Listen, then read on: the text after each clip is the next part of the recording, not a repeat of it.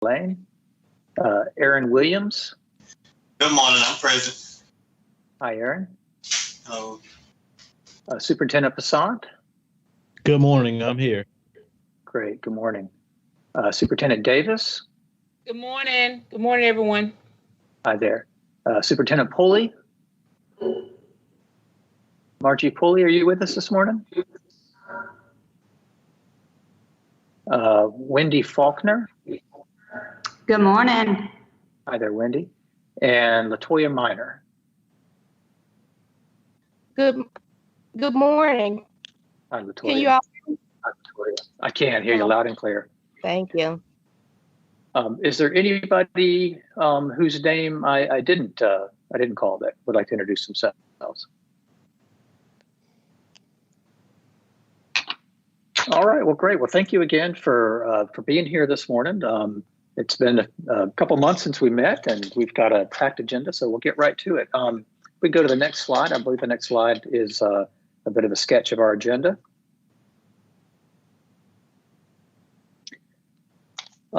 So, pardon me. In just a moment, I'll just reflect briefly on the notes from our last meeting in June, and then we'll hear some updates from the department. We have two topics today. They're topics that should be familiar. We're going to tune back in on the incorporating career and college readiness and accountability topic.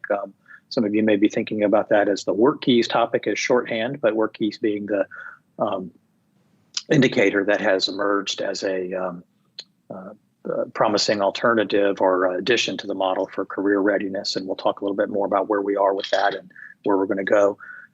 We'll take a break after that conversation. And then we didn't get to the low 25 group identification for high schools. There's an issue there. It was on the agenda for June, but we didn't get a chance to get to that. So we're going to return to that today. We'll end, as we always do, by asking for your advice and prioritizing future topics. And we'll make sure that we close out the meeting by 11:30. We know it's a busy time for everybody. Schools are starting back up. And I know folks are juggling so many things. So again, just so grateful for your time today. I really won't linger over the next few slides. I think folks know by now that our purpose is to help the department make good decisions about the design and implementation of the state accountability system. We focus on policy priorities, as you know, and designing decisions that support those policy priorities. And we take your feedback. As you know, we put that in writing and meeting notes, and we make sure that that is delivered to the department as a recommendation to inform decision-making for accountability design. Also won't linger on this. We've had a great track record, both when we're in person and connecting via webinar, of having really effective discourse where I think people model idea sharing and civility and openness to thinking and working collaboratively. And I trust that that will continue. And so I'm appreciative of the group for being such good partners in that enterprise. So I think what we'll do next is let me just spend a moment on the meeting notes, and then I'll turn it over to the department to provide their update. I believe everybody received the meeting notes in advance of today's meeting. And if you have any edits, whether they're just typos that you discover, don't hesitate to email those either to me or to Alan, and we'll make sure we'll get those corrected. But certainly if there's anything substantively that you think that we failed to record or didn't record appropriately, then we'd like to hear from you about that. We want to make sure that our meeting summaries are an accurate record of the meeting. You'll note, if you did have a chance to review the meeting summary, the two primary topics that we discussed, one we're gonna pick right back up on this morning, is this representing career readiness and accountability. And I think where we were last time is the group has affirmed that that work keys is a promising indicator, and we were debating that versus a diploma endorsement methodology. And we got to the point also where we talked about the mechanism by which it would be included in the school accountability model as part of a college career readiness indicator, that work keys could be an alternative or could be an addition to ACT. What we didn't finish talking through, and as we're going to pick up today, is the timeline for that. So should this year be a pilot year, or Should this year be a year where we plan for implementation? We also didn't talk about the performance threshold that would serve as a suitable, comparable threshold to ACT. There was also some conversation about the importance of making sure that the role of ACT isn't diminished and that participation doesn't diminish. So we want to pick up on that as well today. So those are some of the things that we talked about last time and that we want to carry forward again today. The other piece that you'll see in the meeting summary pertains to the low 25 growth for the MAP alternate assessment. And it's a pretty concise discussion and pretty clear summary of that, I believe. That was a topic that we discussed, I believe it was back even in February. And at that time, we teed up a model and said we'd return to it for a decision. I think the group was very clear on affirming that decision that you see reflected in the meeting notes there. So let me pause here and just open the floor for any comments on the meeting summary from June.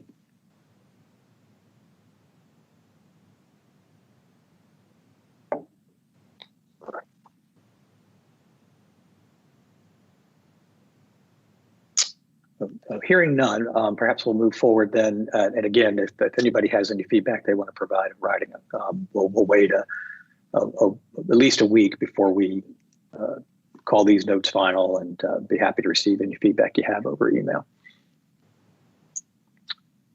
I just want to check the chat, make sure I didn't miss anything there. Great. Okay, Alan, I'm going to turn it over to you for any updates from the department.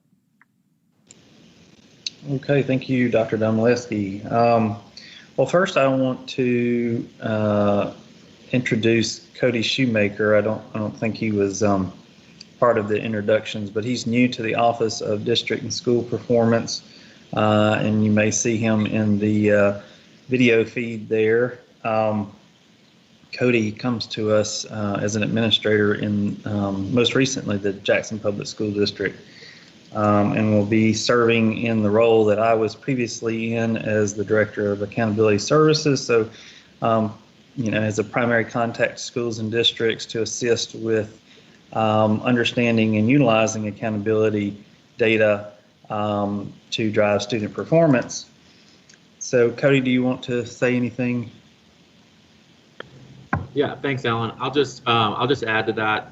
Be on the lookout for a number of resources and trainings, webinars, office hours that we'll provide to district leaders and school level leaders to help work with teams to improve student accountability. Thank you. Yes, and we will send out communications and updates as we have information available to provide to you. I'm hoping to send out some updates to our listservs after the meeting today. And one reason for doing that is I want to hear your concerns going into this new school year, and any feedback that you have. I think we'll have some time towards the end of the meeting to do that. But I want to assure everyone that we're aware of a lot of the concerns that you have, and we're working through a lot of those concerns with our national partners to try to develop some best practices around what we should be doing during this disruption.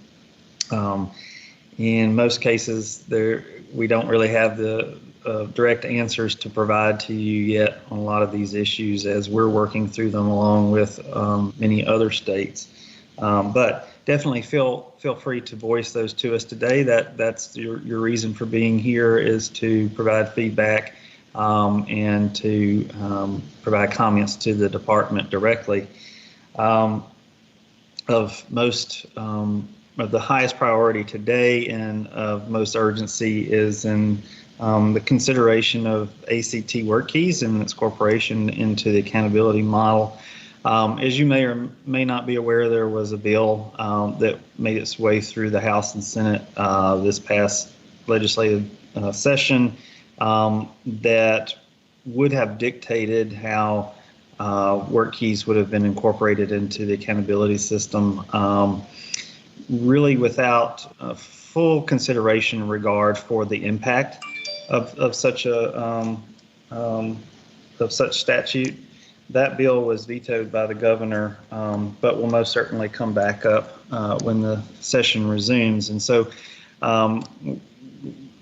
we're being charged today with kind of looking at this. We've discussed it at length, but we need to kind of come to some decisions here, or a path forward so that the department can provide some direction to the leadership and to the legislature.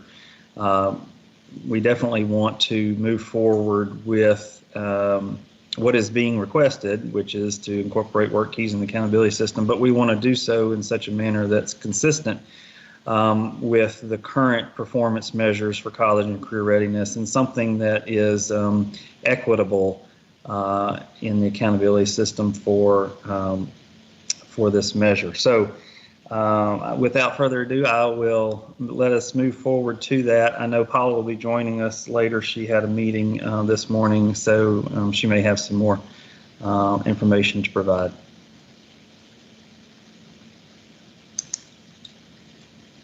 Great, thanks, Alan. Yeah, that's a great on-ramp into the very first discussion. You can go ahead and move to the next slide if you like. And if it's agreeable with the task force, what I'd like to do, I actually don't have a ton of front matter here. I've just got 3 or 4 slides that if it's agreeable, I'll just go ahead and talk through. I think that'll help establish both the questions that we're looking to get your guidance on today and give us a bit of a platform of where we are. As Alan mentioned, our real objective here is to end this meeting with a pretty well focused plan of action for how this is going to move forward. As Alan mentioned, this has got the attention of policymakers. I know it has your attention. It's something we've been talking about for some time. So we'd like to see if we can get to a place where we've got some shared perspectives about whether and how this is going to move forward. I think the whether is probably not so much the issue as the how at this point. So at the risk of being too repetitive, I'll just a little bit of background here. Previous meetings, there's recommendations have been voiced to add work keys as an option to ACT and the college career ready component. As many of you know well by now, readiness is up to 50 points in the high school model, which heretofore has been determined by the percent of students who meet the ACT benchmarks. The suggestion has been to add work keys as an alternative based on a benchmark to be determined as comparable to the ACT. Again, this is my reflecting back on the recommendations of the task force, such that that college career readiness score would reflect the students, percent of students who meet the ACT benchmark or the work keys benchmark, whichever is more favorable. Next slide. And there's going to be, you'll hear me say there's 3 issues that I hear that we need to tie up to refine our plan moving forward. The first is timing, and those of you who were at the last meeting, this should sound familiar because this was the focus of a substantial amount of conversation. And what we're looking for is your recommendation regarding the timing of including work keys in the model. We talked through some options last time, and I think we made some nice progress. Some of the points of view that were articulated then were that we should include work keys in the model as soon as possible, and that would be this spring of 2021. We know there's a ton of questions right now about accountability for the 2021 academic year, but let's just focus on this component and assume that accountability is going to be moving forward in the way that folks are familiar with it. Option 2 would be to pilot work keys in 21, and the objective there would be to review impact and finalize recommendations after we've got some live data, some real data to work with to inform our decisions. And this task force has a very strong tradition, I think, of paying very close attention to data to inform their decisions. I think that's why that option is very attractive to many people. And the third option is a bit more conservative than the first 2, and that is wait to include work keys such that we've got a full statewide administration supported before that's an alternative. So the 2 points of view there would be, hey, some folks are able to give work keys sooner than later. For those that are able to administer it and use it as a factor in the model, they should be permitted to do so. Another point of view is if there seems to be an expectation that work keys will be available statewide and this task force might recommend waiting until that condition exists before it's fully included in the model. So again, I'm not asking, right now I'm just teeing up the question. So as you listen to me go through, in many cases reflecting on where we've been up to this point, then I'll be glad to hear people weigh in on this in just a moment. So that's the first issue, and I'm going to just spend a moment or two on two more issues that we're hoping to hear from you today. Next slide. So this is a big issue here, and it's something that's come up before, and it's performance expectations. And so very specifically, what's the performance expectation for WorkKeys that's deemed acceptable to receive the same credit as ACT? So in the past, when we've talked about this, we've identified our objective is to select a comparable level. That is, it's empirically validated to be comparable in terms of rigor. I'll just take a little side road to tell you, we had our state National Technical Advisory Committee yesterday, and we talked about this a little bit, and the TAC was able to spend a little time talking about ways in which comparability and ways in which the standard for WorkKeys could be validated to be suitable, and talked about some statistical ways through empirical validation, talked about ways through maybe something that might be more judgment or standard setting based. But in any case, they drew a pretty bright line about the importance of there being a strong base based on evidence from Mississippi that is empirically validated in order to accomplish the objectives that have been outlined for this. We have some very preliminary data showing a predicted relationship between the NCRC levels and the ACT college readiness benchmark, and that's actually what's on the next slide. So I'd like to share that with you, please. And Alan may be able to fill in some gaps, but the data that we have here showed the percent of students in each of these bronze, silver, gold, platinum levels that are predicted to meet the ACT college readiness benchmark. And I'll just give you a couple examples to make sure this is clear. So as you see from the note under the chart there, 9.3% of students that earn that silver classification are predicted to meet the ACT college readiness benchmark for mathematics. Quite a different story for English. If it looks curious to you, it did to me too, but there's such a difference there. 61%, almost 62% of students scoring in the silver level are predicted to meet the ACT college readiness benchmark for English, and then 23% for reading. So I know in the past this idea that maybe one of the intact levels, like you could select silver, and that would be a suitable standard, comparable in rigor and meaning to an ACT level. I know there's two different things, rigor and meaning, but this suggests that level would almost certainly be too low for math and reading, although English does look quite different. It appears to be closer to gold or platinum in order to stand as comparable in rigor. I would argue that this evidence really isn't complete to give us a strong foundation to make that decision, but it's the evidence that we have, and we wanted to share with you what we had, and so we wanted to just be very upfront about what information is available. Let me expand on that just a little bit, because I spoke with ACT yesterday, specifically asking about this data. So what I did, ACT now has a new online data reporting platform, which you may be aware of in your district if you work with ACT data. And this is a great new thing. Certainly makes the data a lot more useful and accessible. But as you may know, in the student score reports for ACT, it provides a prediction of how a student may have scored on WorkKeys. And so that's what we're looking at here is the state aggregate level data with a correlation to the whether or not the student, or how the student would be predicted to have performed on WorkKeys.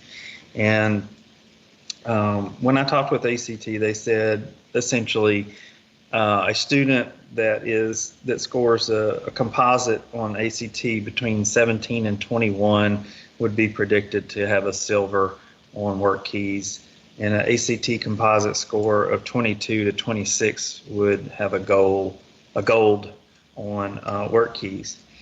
The reason why we see English has such a higher percentage of students meeting the benchmark with a silver on ACT on work keys, for example, is because the English benchmark is at 18, while reading and math benchmarks for ACT are at 22. I pressed a little further on that. Essentially, their explanation was that, their ACT is a predictor of college performance. It's a predictor of college performance standardized for an 11th grader and how an 11th grader would perform on the test. And students tend to do better on English comp in college than they do on other courses related to reading and math, measures in reading and math. And so that's why they said that the benchmark for English was at 18, while the other two were at 22. So that kind of provides a little bit more background on this. Also, we have requested actual data from ACT so that we can do our own performance matching. We're requesting the graduating class of 2019 and requesting work keys data for any of those students in that class. Of course, we're having to work through contracts and data sharing agreements with ACT, and that takes some time. We've tried to do that as quickly as possible. We weren't able to get that data by today's meeting, but we will get it. And what we want to do is try to fill in those gaps and get information specifically on Mississippi students and how they perform. But this data could be kind of used as a general understanding of how ACT relates the two assessments.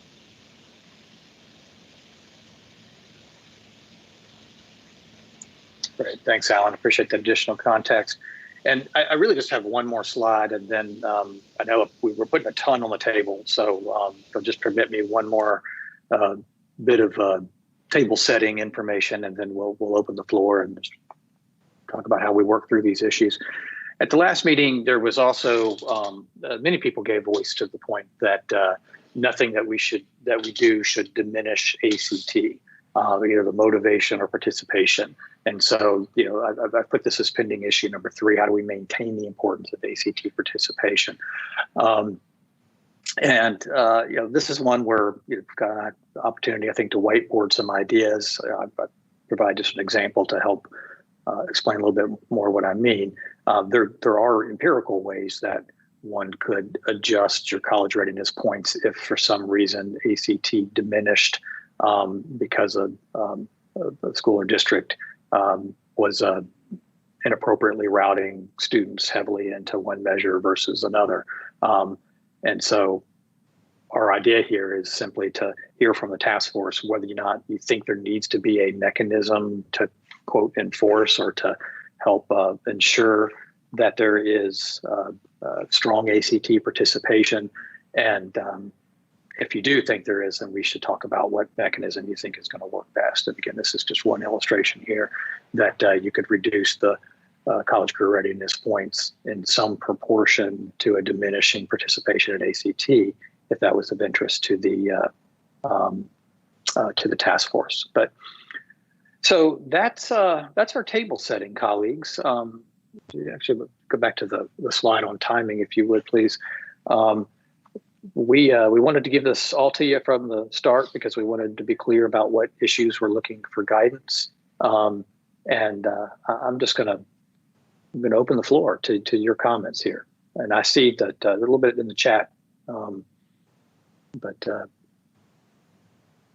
Ryan's weighed in, voicing a viewpoint that not changing anything about ACT participation would be his recommendation, and that's noted. I have a question, and you probably said it and I just missed it. I thought we discussed at the last meeting, and correct me if I'm wrong, that we would all students would still take the ACT just as required. And then those who were not college and career ready would take the work keys. That to help a lot of our students who are not college material.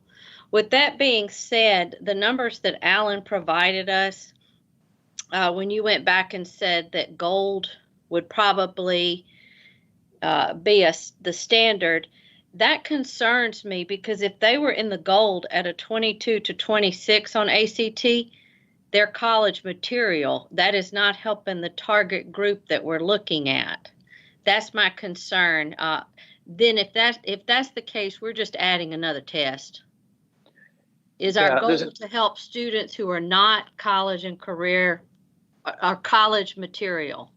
Yeah, I feel there's a couple. Thank you, Nicole. There's a couple things I think that are worth responding to there. So first, let me just agree with you and affirm that I did hear loud and clear in previous meetings that nobody wants to diminish participation in ACT. That's got a strong tradition, and that's something that the task force wants to maintain. And I've heard that loud and clear, and I do think that's a big part of the recommendation of the task force. I would say that. And again, I'm facilitator here, and I want to try to get to the task force recommendations. But I would say it's less about quote, helping, it's more about locating a credential that is appropriately rigorous and meaningful, that we know it's going to lead to strong post-secondary outcomes for students that differs from what we see in the ACT. So it's not so much that it's a two-tiered thing. Did they make the ACT? If not, is there another way that that we want to quote help those students? I think what it is it's validating something that's that has merit separately, but is just as rigorous and strong as an indicator of post-secondary success. And so when it gets to the actual threshold, I totally agree with you, Nicole, that we just don't know. We don't want to make it too rigorous. It would just be superfluous at that point. We don't want to make it too lenient, because I think we've already acknowledged that it could be counterproductive. And so we're really trying to find, what is appropriately comparable, rigorous, and meaningful, so that the policy priority of the committee, which is saying students that reach this threshold, we've got good evidence that post-secondary success is likely for those students. That's the threshold we're looking for. I agree. This is Lance Evans. I agree with what you're saying. My intent was that obviously absolutely not to diminish the number of times or the impact or the importance of the ACT. Obviously, all 11th grade students are required to take that anyways, or the additional options, the additional times that you take it, but simply to create that pathway with no dead ends for all students, because when you give them that workforce credential when they leave, and just another method of meeting the requirements to be college ready. But it's very important that we give all of our students that opportunity, because Eddie and I know several times have talked about this, and it's important that we also remember our business and industry in our cities, in our counties, or whatever might be the case, in our economic development areas. It's very important to them, and it has become more important over the years, because they have since come to realize the importance of the work keys and the impact it has on their business and industry in particular. And also, as one little sidebar, with all the uncertainty that we have in our state right now, and the uncertainty with assessment, the uncertainty that we'll be in school, I would definitely lean towards, and I was the one that was originally leaning towards option A. I was pushing that very strongly. But during our previous meeting and leading up to the uncertainty of the world, if you will, now, option B, I think, is a really strong option, because I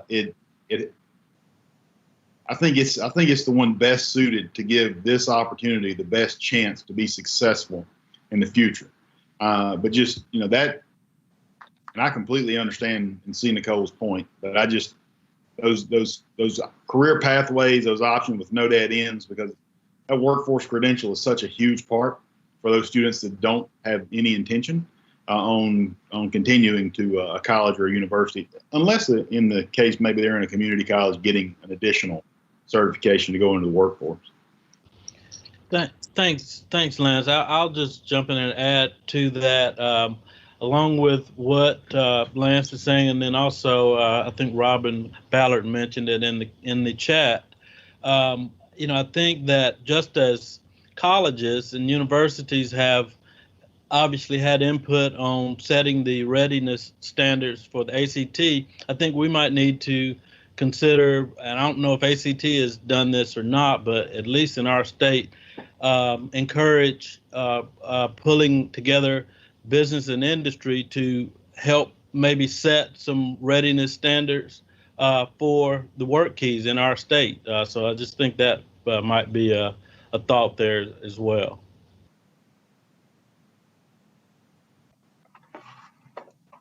Hey, this is Ryan. So in regards, option B obviously would be an option over A. Here's the thing to think about. We don't want to tie this to we're adding a test. I mean, and you're not adding a test probably in smaller districts, to be honest with you. You might not be, you might be, but you're adding a test in large districts. So we have 8 high schools. None of the high schools give ACT work keys. The career tech, all career tech students take it as part of their endorsement. It's still not paid for. Career tech has to pay for that. So if we gave, for instance, this spring, we added ACT work keys to just the seniors who didn't meet one of the ACT college benchmarks, that's over $55,000. If you give it to juniors, that's $87,000. It's not about money per se. It's about helping kids, but you're helping some of those kids, but you're not helping some of them because you're adding a test. So that's been my only thing with the whole funding issue. Because we want to, maybe some places we're not adding a test, but we are in other places and a lot of places. So we have to be mindful of that. And it's a big window. I mean, it's 3 50-minute tests. If you do paper pencil, you got to pay for shipping. So if you do online, you're basically adding like a map window, because you're talking about DeSoto County, 1,500 seniors or 2,500 juniors. That's why I come from that place. I don't know, we're helping some kids, but we're also hurting some kids. And so having to try to decide, just every kid who doesn't meet the ACT benchmark doesn't mean they're not going to college. And so testing all of them. So where do you draw the line? That's the one thing I've thought about. It obviously applies to career tech students. Career tech students have to have it. They have to take the test. It obviously matters to them. I would have no problem adding them to the model now. You've got to do it. It's the rest of it that is just such a problem because of those issues that I brought up.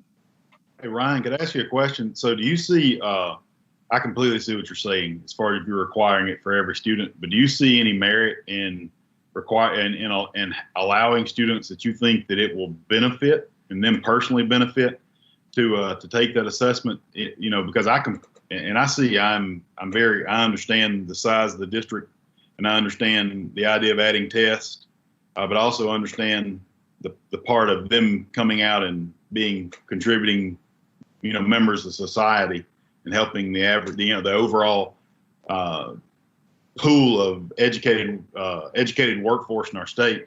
So as far as coming back, where do you kind of stand on that? And what's your thought process on that? Not a blanket requirement like we do, like with 11th graders and ACT, but those students that way you're ensuring that they have opportunities to success without dead ends. What's your thoughts there? Well, you got to remember, we're an accountability task force, not an assessment task force. So we've got to draw the line in the sand as to who it can count for and who it don't. We got to make a business rule. And so how do you draw that line with getting down to the individual student level? You've got to designate it. Like, are you IEP? Are you not? Did you complete a CTE program? Did you not? Did you meet the ACT college benchmark? Did you not? You see where I'm going with that? I would love to do what you're saying. I would absolutely love to only help the kids that it needs to help, and not add a test to the kids that I don't know how to do that. You got to draw a line in the sand somewhere with a category. Does that make sense? It does, but what about AP? Because not all kids take AP, and AP factors in. So, an AP is helping a certain category. And of course, we push AP for every child, for every student. But, does AP not somewhat lend itself to kind of the direction I was going? Maybe I'm seeing it wrong or different. I mean, not all students take AP courses. It's just those that would benefit them in their future in the particular direction they're going. Maybe you're right with AP. I mean, AP is, you're right. Every student doesn't take it. There are other options within, acceleration, dual credit, and other things like that. And I know there's that, the ACT option here with CCR. I guess to me, here's where I draw the difference, and this just could be just me in DeSoto County.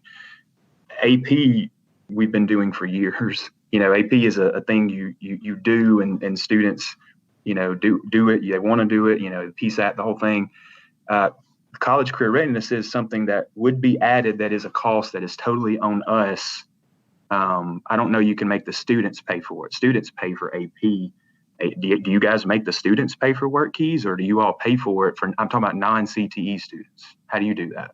We pay for AP courses and tests in our district. Of course, I understand your size, but obviously financing is proportional to the district and the number of students there.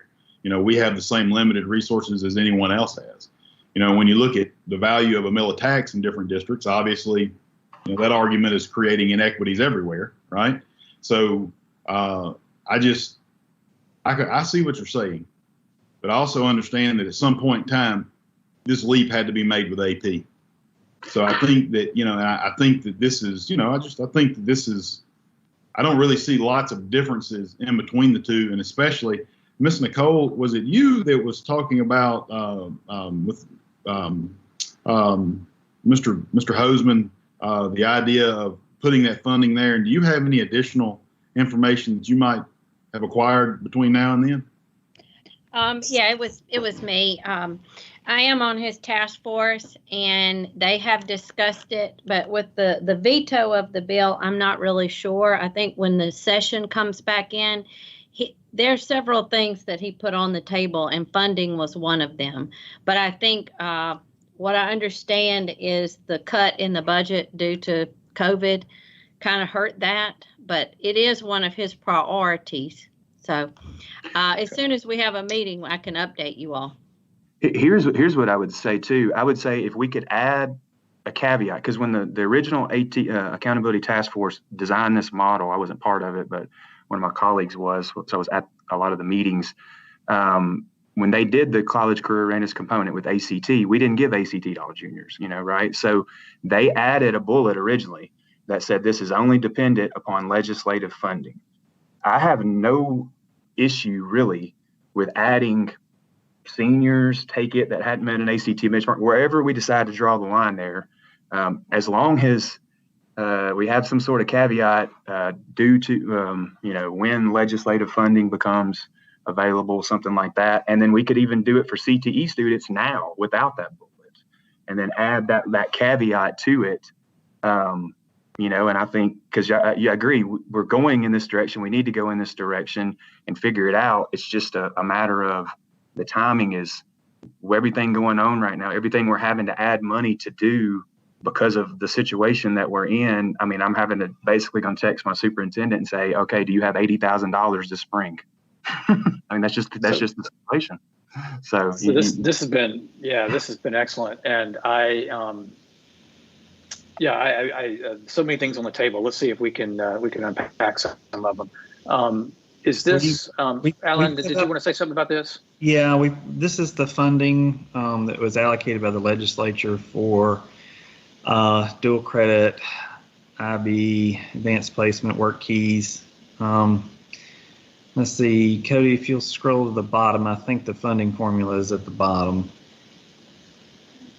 So this is kind of how how that works. It's you get so much money per student, so you get an allocation and you can use it. With work keys is supposed to be prioritized.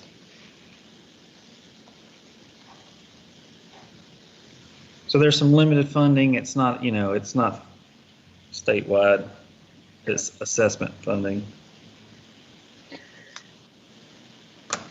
So there's a few things on the table here.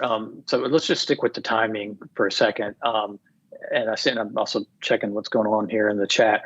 A few ideas, and I think, we've heard some ideas that have even built on that. This one idea is that it could move forward sooner than later. And Ryan, you tell me if I'm voicing your idea accurately. For students that are CTE completers, I guess to say a little more about that, and to ensure I'm understanding you, you're saying that this option to use work keys as another credential, which we've taken pains to say shouldn't be lesser but is distinct, would only apply to students who are CTE completers and not to every student, which is another way to kind of get at issue number 3 that we teed up and not diminish the ACT. So, and then wait to have it apply more broadly until funding is more broadly available to allow more access to administer the test without a financial impact on districts. Is that, did I give voice to your thought accurately, Ryan? Yeah, or even I say we could put it in the model now for seniors who don't meet the benchmark, but we just have the bullet. We have the caveat. Once legislative funding becomes available for this, or something to that effect, so that we can make it clear, yes, to the legislators, to our students, to the communities, this is what we're going to do as soon as we have the funding side taken care of.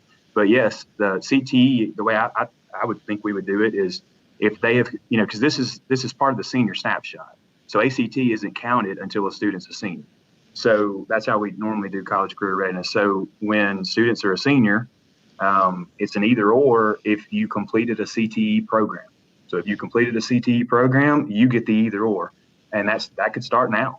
If you didn't complete a CTE program, well, you're still under ACT until legislative funding comes into play. Now, option B with the piloting, if we wanted to do some sort of piloting for the districts, but that's just going to be, honest with you, so unequal across districts. You're going to look at a district like DeSoto County that tested 5% of their students, 10%, I don't know, whatever our CTE enrollment is basically. And then you're going to look at districts that may have tested 50 to 60%. That's just going to be some weird data, I would say. And you're alluding to equity there. And the thing that I would worry about in only allowing it to apply to CTE students is there are lots of students that aren't CTE students that will absolutely benefit from this process. I dare say, and I hate to even say this because I don't have any number to validate it, the percentage may even be much higher that would benefit that aren't CTE students. I see Ms. Nicole nodding her head. I think I've heard her make that statement in the past. But equity, I think, becomes a pretty big issue there. And in addition to that, we have to do what's best for kids, and as educators, we're the ones who need to make those decisions. We can't make decisions here based on the size of our district. I think we're representing the whole state, not just our districts, and we have to do what's best for kids. There are some advantages to being a large district. There are some advantages to being a small district, and there are disadvantages to both. We have to deal with that. And we just have to do what's best for kids, and our actions will hopefully guide the legislature or the state in making those decisions or funding certain initiatives. But we can't wait on them. They should be waiting on us to do what's right for kids, and then they follow our lead and support what we're doing. I just think that when we stop and think, for most of us, I think when we look at what's best for certain kids in our districts, then I think that this is one of the things we need to do to address that. Well, I agree with you. I don't think anyone would disagree with that. Again, what is best for students in this is debated. I can debate it with you if you want. if you got to draw the line in the sand. It's an accountability business rule. You have to say who it applies to and who it doesn't. So if you say seniors who didn't meet the ACT benchmark, you are absolutely helping some students and you're absolutely hurting some students, because in the end, districts are going to test all of those kids. That is what is going to happen. If you've been in accountability in Mississippi for any length of time, you know that's what's going to happen. And so I could tell you you're hurting some kids and you're helping some kids. So I don't think the same conversation. I was on the first original task force, and we did have that same conversation, and it's been addressed. People, anything that we have in our accountability model, people are going to find ways, unfortunately, but we've got to have our focus on doing what's best for our kids, and I think this is. So this is Nikki again. I just spoke with Leah Smith, who is the Deputy Chief of Staff for Lieutenant Governor Hosemann, and she said that they do have $1 million in the budget right now for the work keys, and they are planning on when it goes back in session, based on how we place it in the accountability, if we place it in the accountability model, that they are committed to funding the work keys. So that was a question you all asked. I did ask, and I don't believe that funding is going to be the issue, if that helps or not. When would that start, Nikki? Do we know? Would that be spring 21, spring 22? I don't think they could do it for spring 21 to set it all up, I assume. She said that she thought that just because we had not placed it in the model yet, that we would not start the work keys this year, that it would be the following year that we would be starting the work keys. They're kind of waiting on us to make a decision, and then they will go from there. But she said Lieutenant Governor Hosemann is committed to getting funding for the work keys. Well, if that's the case, then I say there's no problem with putting that statement on there about once legislation funding becomes available, and I guess where you would draw the line would be seniors who hadn't met the ACT benchmark, and that would include your CTE students. I would guess that would fall into that category. That's just a thought. So there's based on what I know of, I think it would be prudent to go ahead and move forward with some recommendation for inclusion in the accountability system. If you want to put a caveat in there like that, that would not be unusual. We've done that before, to say, given proper funding or whatever the case may be. But I just wanted to kind of reiterate the concern that if we don't move forward with something, we may get handed something. Alan, may I speak, please? This is Rosemary. Please do. I agree with you. I've been listening to all the conversation, and I understand the concerns, but I can tell you with almost certainty in January, you're going to be handed something that you may or may not like. And there's some anger about the fact that the House bill was vetoed. And I think that you're going to see that come up immediately. And so I think this task force has got to come up with a recommendation and give the indication that you're moving forward. One of the things that was thrown back at us when in discussing this with the legislature was it takes entirely too long for anything to get done at MDE, and task force take too long and they're ready to move forward. Now, I'm not arguing the point of taking too long because there are too many factors involved in this, but I'm just telling you, you may get something you don't like, and the bill this year was something that was not workable. It had no funding with it, and a 22 on that the work keys was equivalent to 22, which now that you see the data, that's not necessarily the correct implementation. But I think this task force has got to come up with something that you all feel comfortable with, but indicates that you're moving forward and that you understand the issue and are trying to make it workable. So that's just my 2 cents, but I can tell you with almost certainty it's coming at you if you don't do something. That's really helpful, Ms. Altman. Thank you for that. We've got some comments in the chat that I want to make sure I don't overlook, and there may be other folks that have yet to weigh in, and then we'll see what we can do to craft a recommendation here, because I think Ms. Altman's charge is well said. It would be, I think, important that we give voice to a recommendation to get out in front of this. See a few comments here about adding it like the EL component. I don't know if anybody that's put that in the chat wants to say more about that. Let me just pause there for a moment.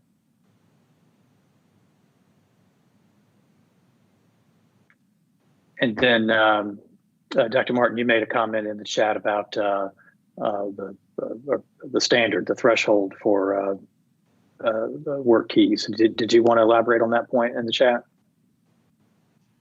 I understand, and looking at the data, I understand, the silver being looked at with the data that we have as a low threshold, but when ACT Work Keys gives a National Career Readiness Certificate for students that score 3 or higher already, and I just want us to be cautious about, while rigor is very, very important, and don't get me wrong, I'm all about challenging students.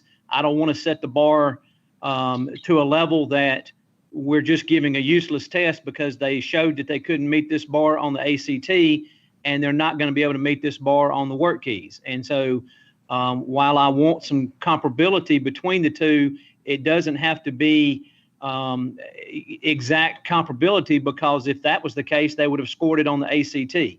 And so that's my thought is, silver certificate, or we come up with our own. But if we come up with our own, it gets really confusing on what we're actually asking a student to score to meet the benchmark. Okay. Thank you, Tim. So are there others? Are there others that would like to offer a perspective? And then let me try my hand at seeing where we agree and what we still need to work on. Hey, Chris, I have a lot of thoughts still. I thought you might. Go ahead, Christy. So looking at this, we're still talking about this in the context of the College and Career Readiness Indicator, and I'm wondering if we can still talk about this in the context of the Acceleration Indicator. I think anything we do to mess with the ACT participation and performance will, regardless of all kids taking ACT, will really downgrade and downplay the importance of that measure and the importance of establishing a college and career ready benchmark using ACT specifically. So that's my first thing. The second thing is I know and I understand that we are going to be including work keys in some capacity in the accountability system, but I've heard a lot of concern about over testing and double testing. And to be very clear, the work keys tests almost exactly the same thing ACT does, just in a different way, and they call it a different thing. But they're still testing only math skills and only reading skills. They're not testing career ready specific skills. And this is straight from ACT themselves. I'm not doing this based on an analysis I've done, but the documentation, when I asked what are the differences, there isn't any difference except for the two components that we aren't even talking about regarding fit and skill preferences. So there is definitely a concern about double testing. And then because we're looking at the same types of skills and looking at some of the data that Chris shared with us from ACT and what the proper or realistic expectation is, looking at the fact that we're testing the same content, but now expecting a lesser expectation or performance of these students doesn't help students.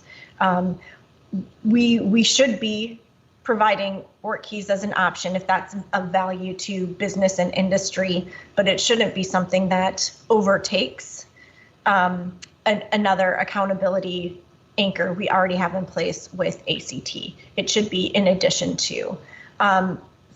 Fundamentally, we shouldn't be including indicators in our calculation that only include select students, so only kids that don't pass the ACT taking work keys, or only picking some students to take work keys doesn't always make sense either. And accountability systems too are to hold schools accountable, not necessarily to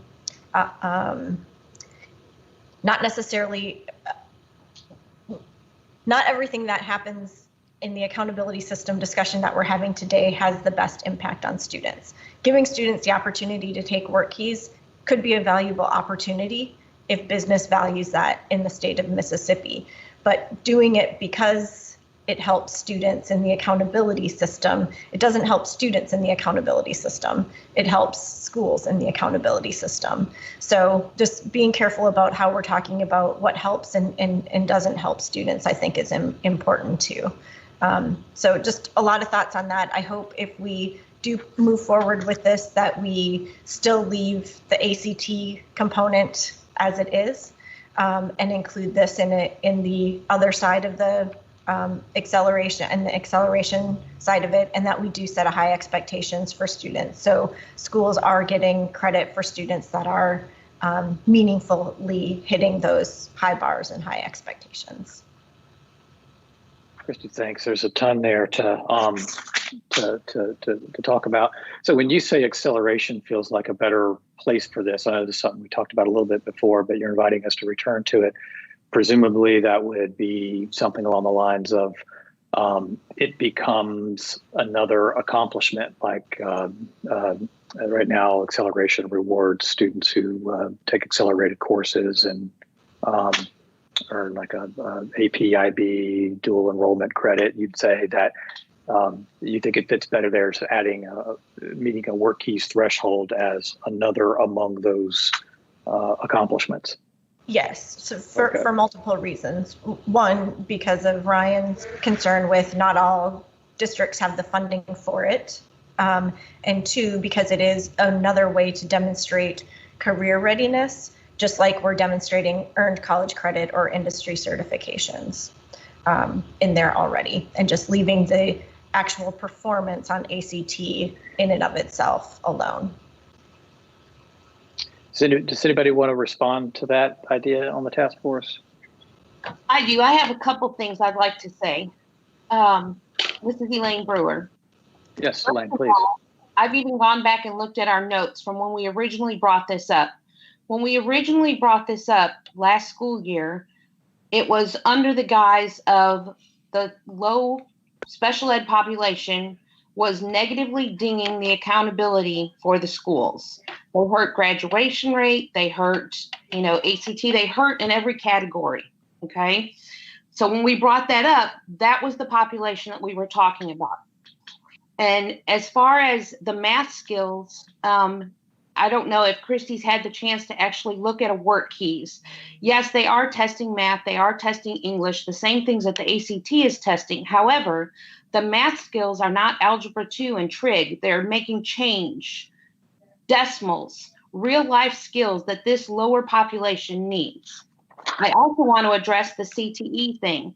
A lot of those students in this lower population are not even able to take the CTE classes anymore. It is no longer a VOTEC type situation because they too have testing accountability, and some districts are not even letting the students in unless they've gotten and passed the state biology test, which there are trades workers. We are talking about the group of students who are going to be your blue collar workers who deserve the opportunity, and we're saying that we don't want to pick out a certain part of students to represent this. Well, that's exactly what we're doing when we pick AP.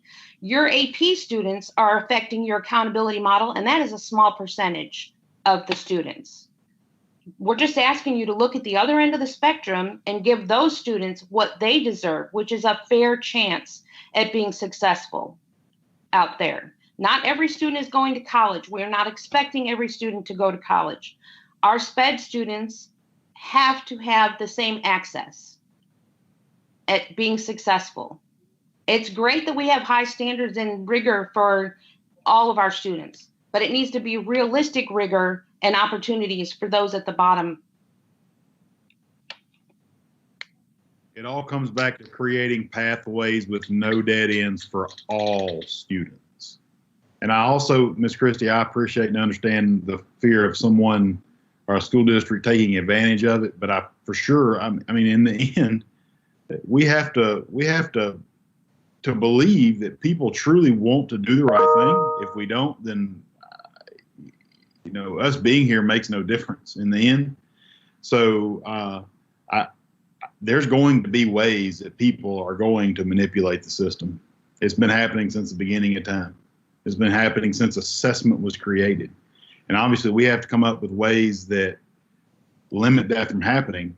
But I could not agree more with what Ms. Elaine is saying and Ms. Nikki saying in the chat, that this is creating pathways with no dead ends for all students. Yeah, I think we have to, thank you. And obviously there's a diversity of perspectives here, and I want to honor that.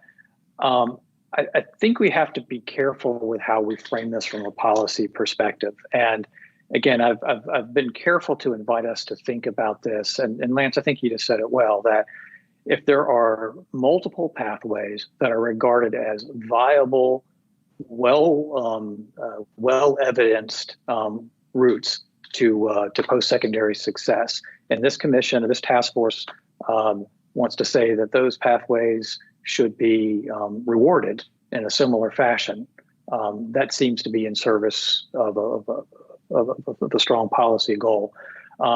If we're setting up something in the model where there's frankly two ways to get a certain amount of points in the accountability system, and one of them is known to be much more rigorous than the other, I think that's going to have a predictable outcome on the results.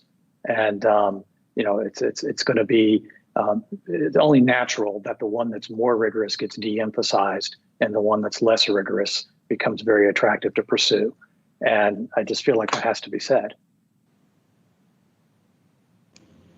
Yeah, I also want to point. I certainly agree with what you're saying, Dr. Domleski. I also want to point out that the discussion with work keys is what gets measured gets done. That's kind of what we're hearing from the legislature, and that's why there's a push to include it in accountability. From my perspective, I would say rather, we want an accountability system. The accountability system is not going to capture everything that schools and districts are doing. But we recognize and we say that, yes, accountability systems do drive behavior.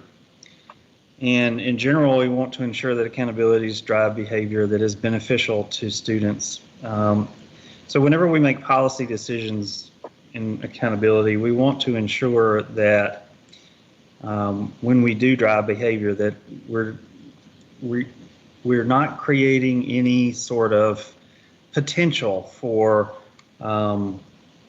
negative impacts to students. For example, as Dr. Domleski alluded to, creating a performance measure that is less rigorous than existing performance measures.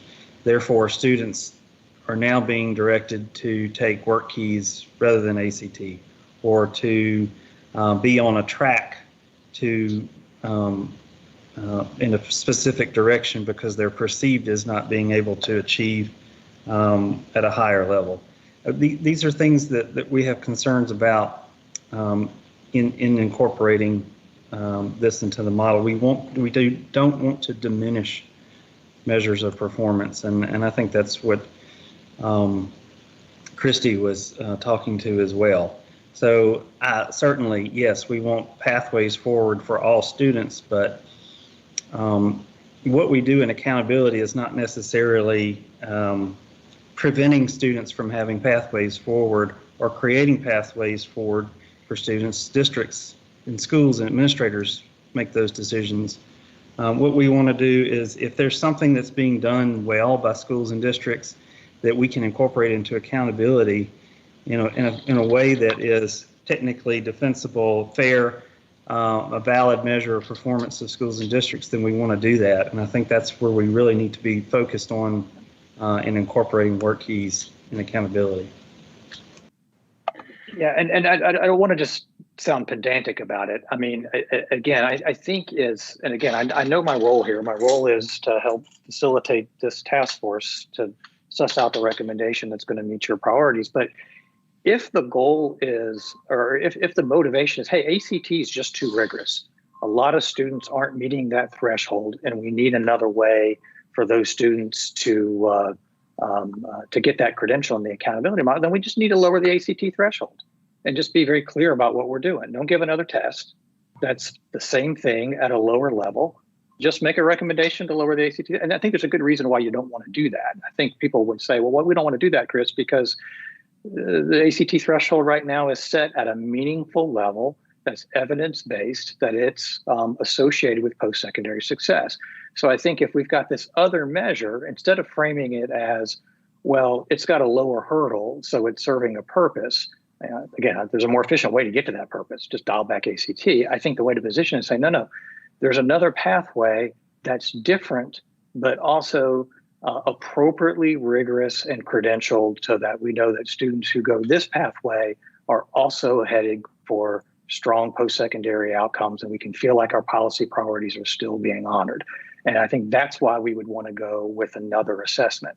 So I don't want to put my thumb on the scale, but I just want to help clarify like what our policy motivations ought to be, and let's just be like really honest about those motivations.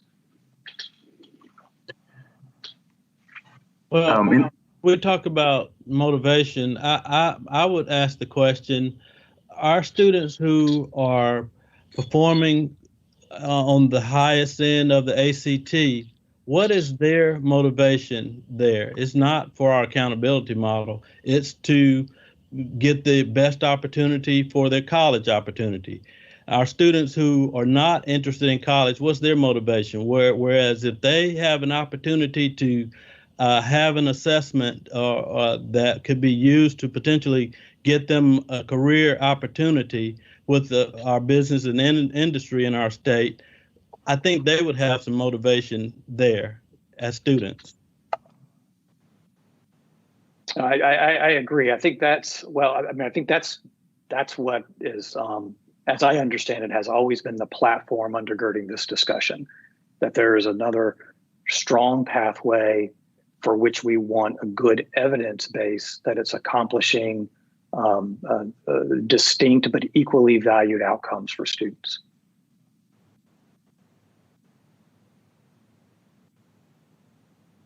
Hey, this is Nikki again. I kind of feel like we're going around and around and around. I'm not trying to be difficult, but we all have so much on our plates that I think we need to just go ahead and make a decision. Sure. Either we're for all of the kids or we're not. And people are going to manipulate anything. I think. I hope they don't, but I'm just being real. But my goal for this is to help students like my own son who has a disability. He is as valuable as everyone else, but he is never going to be a 26 on the ACT or 22 or 25, whatever. And I feel like we're just kind of going around and around. So I would really move that we just try to come to a decision.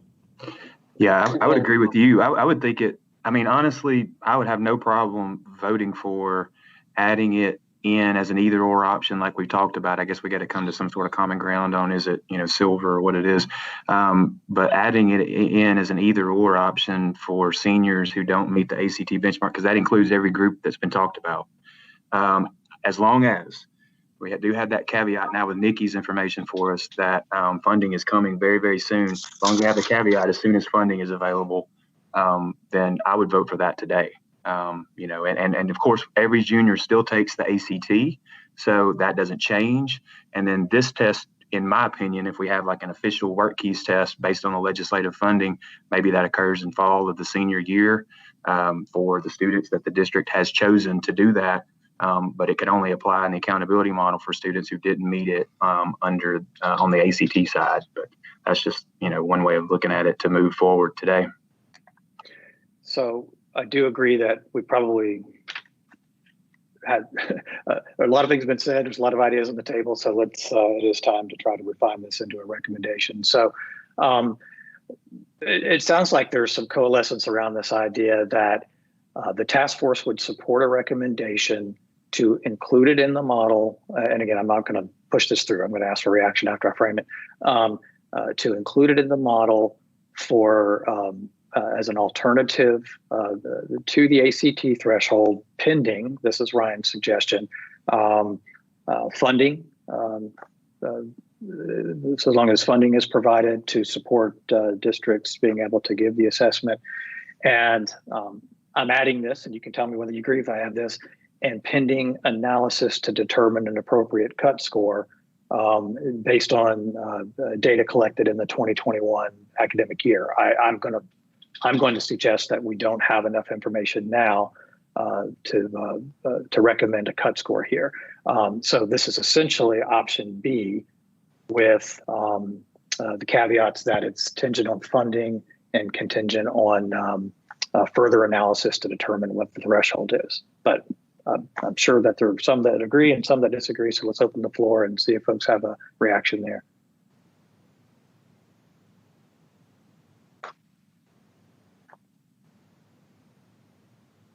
Can I see a couple of comments of agreement?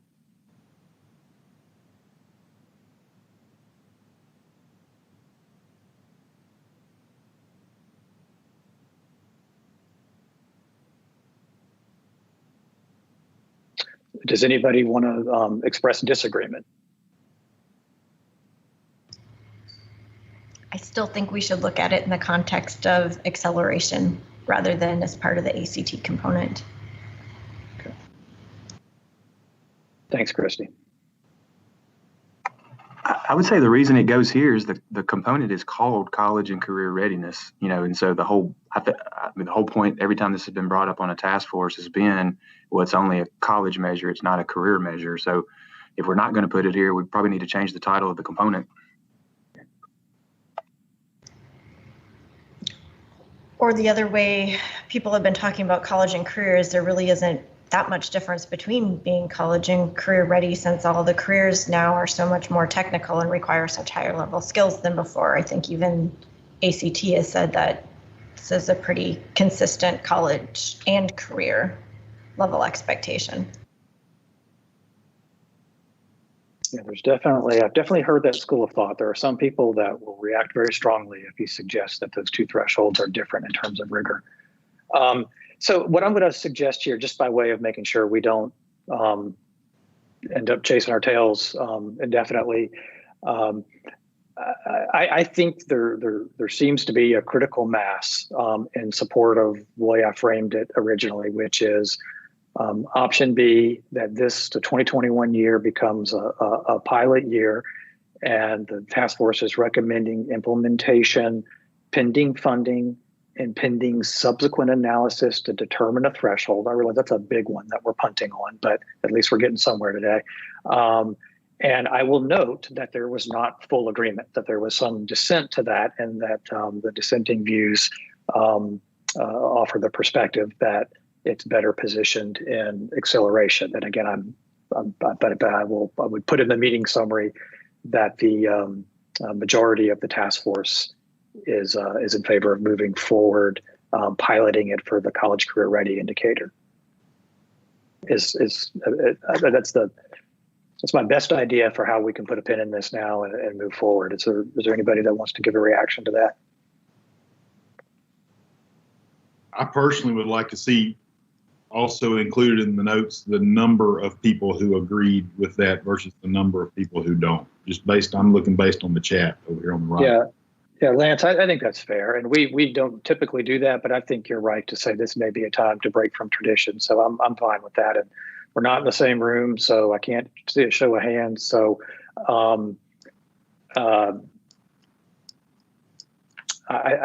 shoot, let me see the best way. I don't know if there's a hand raise feature on this thing.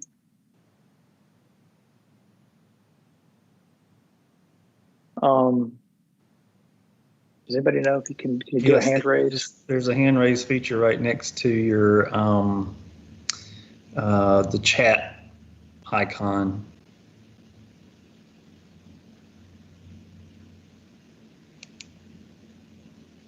Dr. Dominic, I'd like to say I haven't responded to agree or disagree, and it's not that I don't agree or disagree. I would just like to see how it would impact the difference between acceleration versus college and career.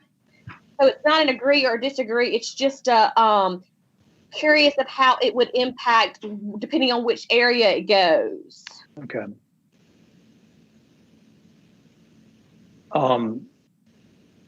Noted. Yeah, and that would be a yet another suggestion, and that's fair. And if you don't, I would just say if we're going to vote on this option B with the caveats that I've noted, and you don't feel like voting for or against it is there's a place for you there, then I would just say we'll also do a group for those that want to abstain. But I will put in the notes that that's something that there was some support for. That what I hear you saying is that you want to pilot an acceleration version of this. So okay, I'm sorry, I'm still fuddling around to see if I can find how to raise a hand, and I don't see that. And then we could just go to me calling on everybody, but. It's in the bar that you have in your task bar. It's just to the left of the conversation icon. I see more actions. Yeah, more actions, and then it should be just after that. Well, it doesn't matter if I can do it, I guess. It's can you guys do it? Yeah, I still don't see it, but. Can you restate again what we're voting for? I certainly will. So the recommendation on the table that I'm going to ask if there's support for is pilot work keys to be included in college and career readiness as an alternative to ACT, with the expectation that it will be fully implemented, so pilot in the 2021 year, with the expectation that implementation will be based on 1, availability of funding, and 2, a pending decision about the cut score or the performance threshold based on information that we collect in the pilot year.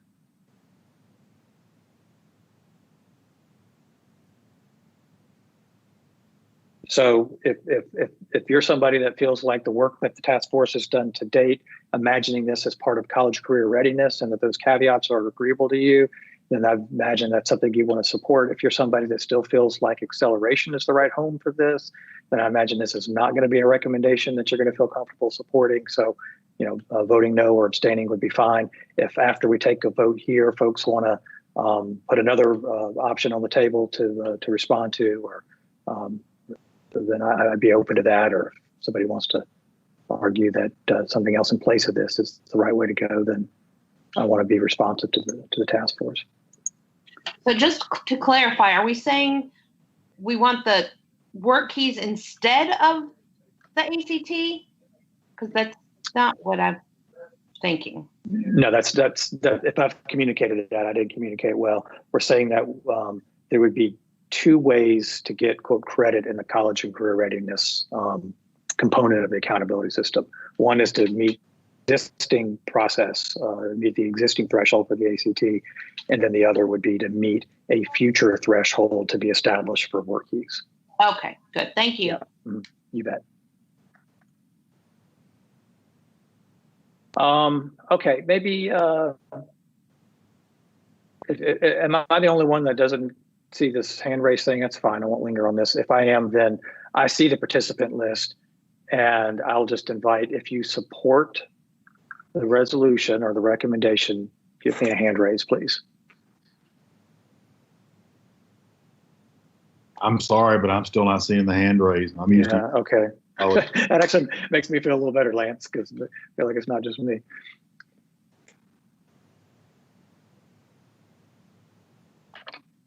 Okay, so I'm just gonna. I feel like I'm gonna spend too much time. I'm just gonna pull up the list and call names out, and we'll ask for you to weigh in as yes, you support, no, you don't, or abstain. Okay, colleagues. Sorry, I'm looking for the list here. Okay. Kristen Fondren. Yes, I support.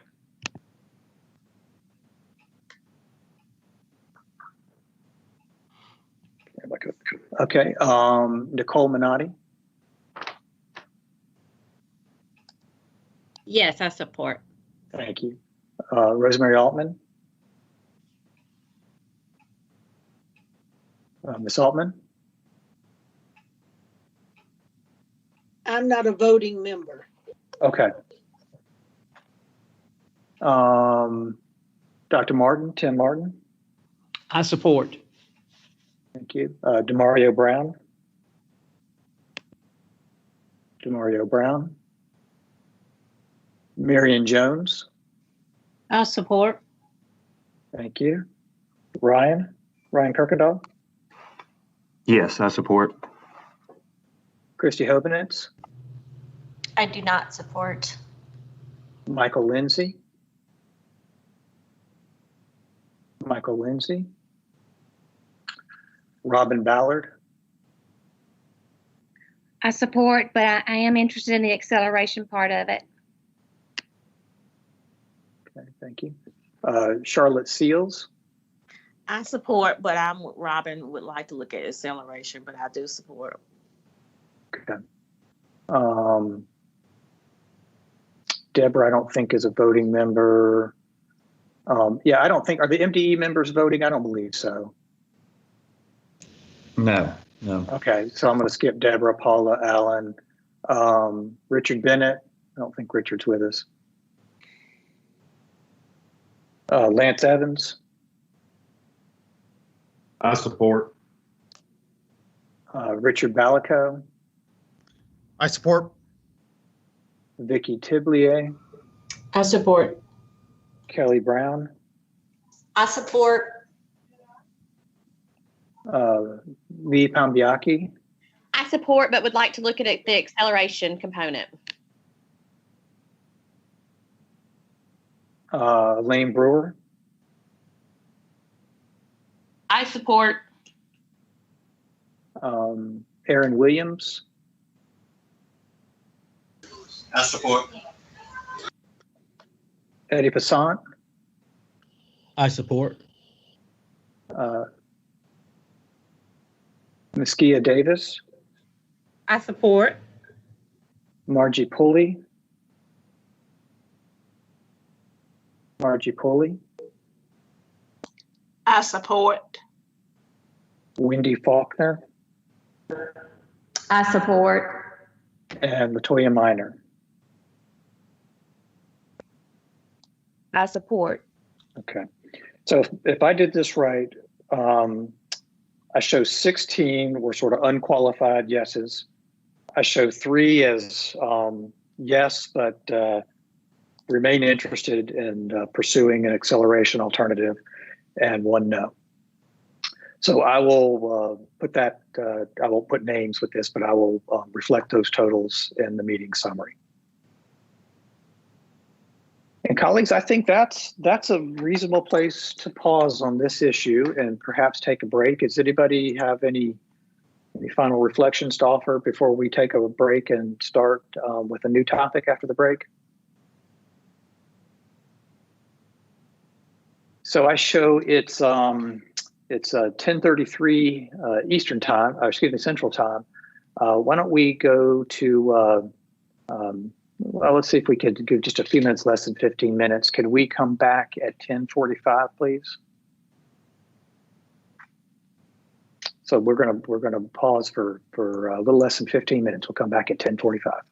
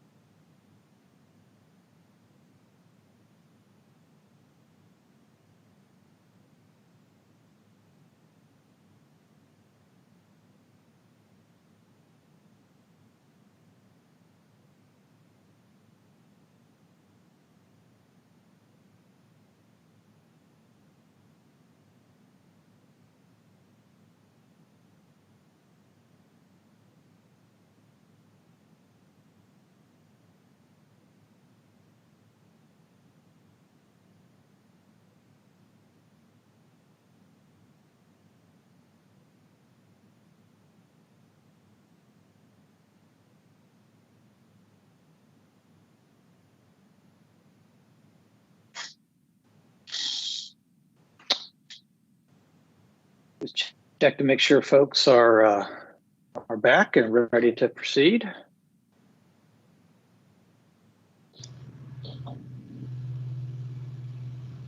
I'm back, Chris.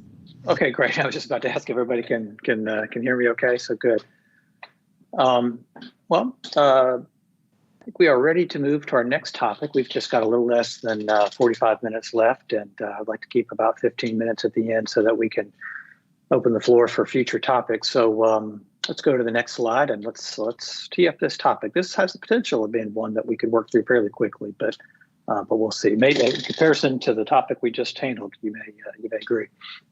The issue that we wanted to bring to the task force for a recommendation is brought about by the way that the low 25 for growth is established and for students who take algebra. Now, students can take algebra in many different grades.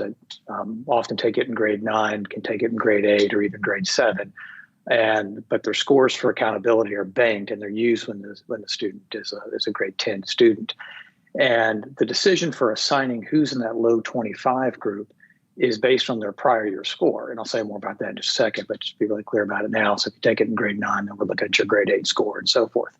The issue here is that the distribution of prior scores is different for each of those grade cohorts. And we'll be very specific about what we mean there.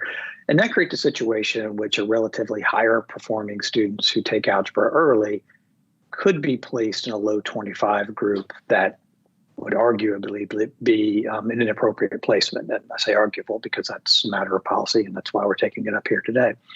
The reasons why this could be something that the task force wants to make a recommendation on is that when you do have a, quote, higher performing student that's in that low 25 group, and they're displacing a student who might otherwise have been placed there. And again, from a policy perspective, the objective of the accountability system is to really place emphasis on students who have the most growth or the most improvement to make and reward the progress for those students. It's also been observed, and it's probably not hard to understand that for students who are higher performing, demonstrating improvement is more difficult to achieve. So there's that both the issue of do we have the right students in the group so that we've got the right policy emphasis on them, and is the measure appropriately sensitive for the group of students that are in that category. So that's the reason why we're taking this up today, and we'll explain a little bit more what the situation is, and then we'll make a recommendation for how we might change it and get your feedback on that. So this really just unpacks a little bit more of the situation that I was describing. So you've got, we just use 2020 to illustrate. I know that there was an accountability model in place in 2020. But let's imagine that the 2020 year is the year where we're looking at all of our 10th graders, and some of them took algebra the prior year in 2019. Some of them took it 2 years before in 2018 and so forth. And then you'll see that depending on when they took algebra governs what prior is going to be used. And I've circled there the 3 different groups of priors that might be a candidate for making that determination about a low 25 category.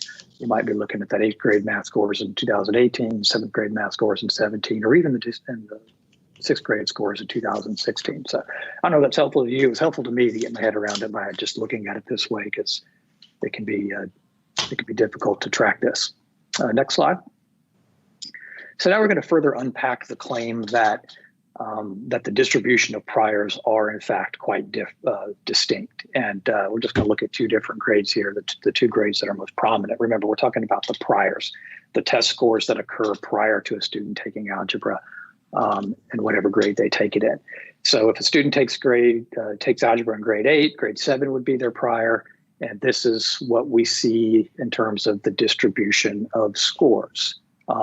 So many students you see max out at 800, which is why that bar, it's got a prominent spike there. And the lowest 25% or lowest quartile for this distribution would be at a score of 769. So a student who takes algebra in grade 8, using grade 7 as a prior, with this particular data set, you'd see that a score of 769 or lower would place that student in the lowest quartile group. What Next slide. achievement level is that, Chris? Oh gosh, somebody who's got this on the tip of their tongue weigh in here. I could look it up.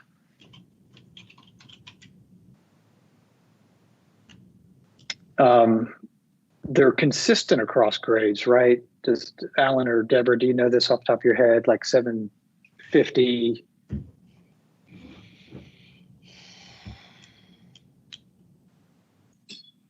Christy, I'll just have to look it up. And I'll get to that in just a second. If you want to go to the next slide. The grade 8 priors, you'll see that lowest quartile is at a reduced level. So it shows that spike and maximum score here, which is right at that 899. But the lowest quartile threshold is at 846. So that's obviously a different performance. I know these tests aren't precisely vertically scaled, but generally can be interpreted in a similar way across the scale. So grade 8 scores exist between 800 and 899, and grade 7 between 700 and 799. And then the last graph just overlays the two. We go to the next slide. And this is where what we've done is we've put make sure I've got this right. Yeah, we've put all scores. If we put these all in one bin, that's the blue bars, and distinguish that. The green bar is just if we took grade 8 algebra examinees and looked at grade 7 priors, how those would look together. And this is a lot to absorb, but that the lowest quartile for all with this example turns out to be 750. So it's sort of between that, but it's not quite as low as if we just use the grade 8 priors, and not quite as high as if we just use the grade 7 the priors drawn from grade 7.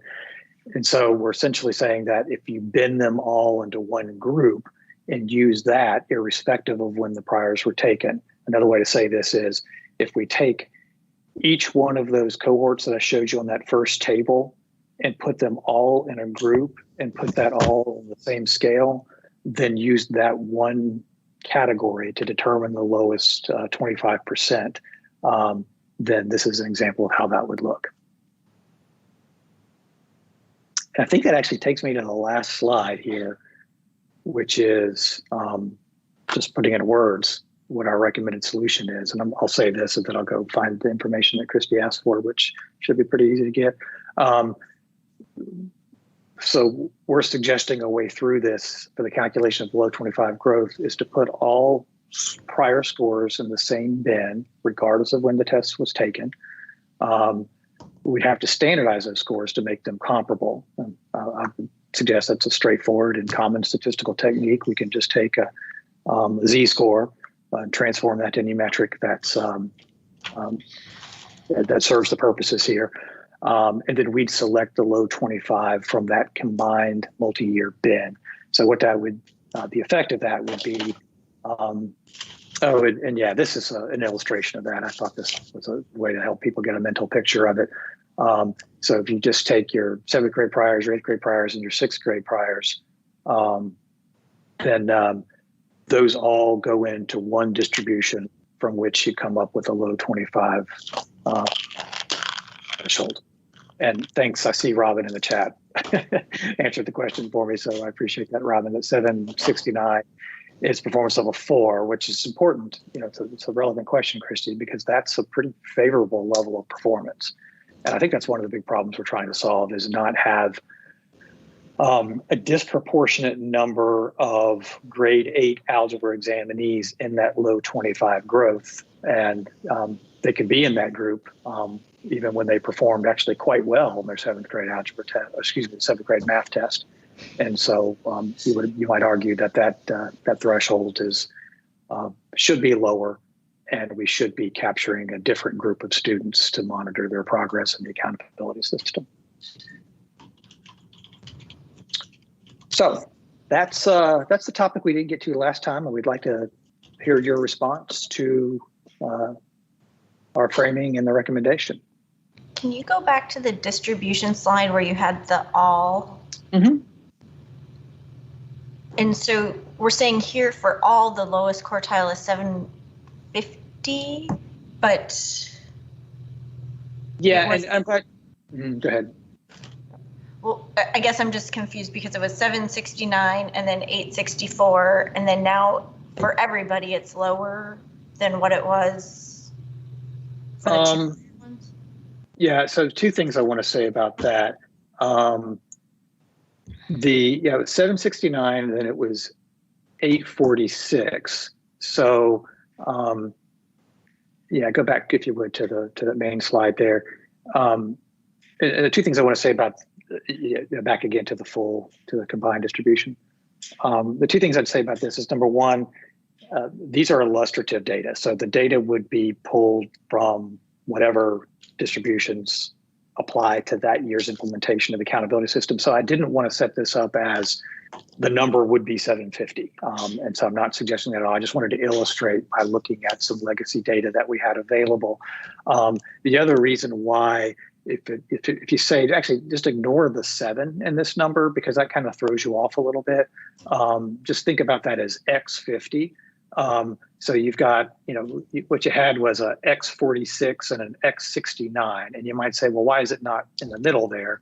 And that's because it moved up a little bit from the grade 8 priors, which was at 846, or what I call X46, but not so far as to go all the way to the 69, because we obviously have very different N sizes here.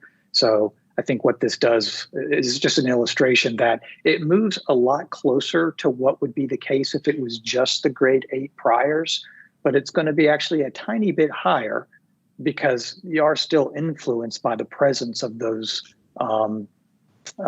grade 9 priors, but you're still influenced by the presence of the grade 8 priors. So that was a lot. Let me say it actually a little more crisper. It's going to look a lot more like the distribution based on grade 8 being the prior, slightly influenced by the presence of a small number of grade 7 priors. So the title priors for algebra is a subset of all grade 7? Yeah, so I think what I did here is I just put them all on the grade 7 scale, which was a choice. Okay. Yeah, so that's why I probably just should have put like a new scale here, because that throws us off. And does this bring in grade 6, or is it just grade 7 and 8? Yeah, I just did 7 and 8. Yeah, and I think if somebody knows this offhand, I think there's actually a really, really tiny number of students who take algebra in grade 7 and have grade 6 priors. So yeah, I mean, it's a very small group. I mean, the feedback I was hearing from the field was that, well, I don't know to what extent this is true, but I heard that a principal say all of my 8th graders that took Algebra 1 are in the low 25. And I was thinking, well, that doesn't make sense. I need to look this up. So, I mean, the complaint was, that, well, I'm not, or the feedback was, well, I'm not going to let students take Algebra 1 in the 8th grade because it's affecting my low 25 growth score. So that's kind of what started this investigation. Yeah, but if the low, okay. I'm just thinking though, because there's the provision, if you maintain year 4 or maintain year 5, you get growth points to start with. And then how could you get all of your students if you'd only been taking the lowest 25% from that swipe, even if it was high performing students? So that was the other thing. So I get what we're doing. And then if we say it's at 750, it would be at 50 for the other groups, because I guess then what would happen is then all of your 6th graders would end up, if you pooled them all together, because their scale doesn't go that high. Yeah, that's why I say you have to standardize. You have to put it on a new scale. So put everything on a similar scale, treat it all as one bin.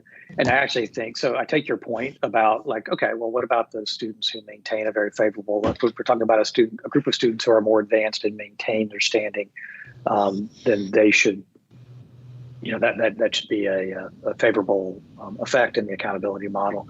I actually am more influenced by the policy rationale that says the progress of students who started out lower performing is really the progress we need to focus on.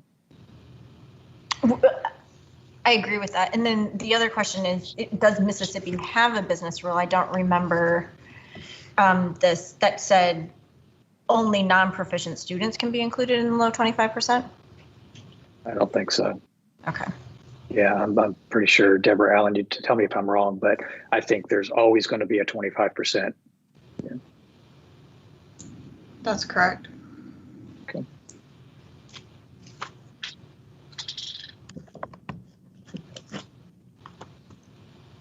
Yeah, good questions. Thanks, Christy. Any other comments or questions from the task force? And if not, then I'd be interested in calling the question. And if you go to that last slide and ask the task force if you, well, actually the slide that frames the recommendations, probably the one we want. The one before that, yeah, thanks. Does the task force agree that this is an issue that needs a remedy? And if so, do you agree with this proposed remedy?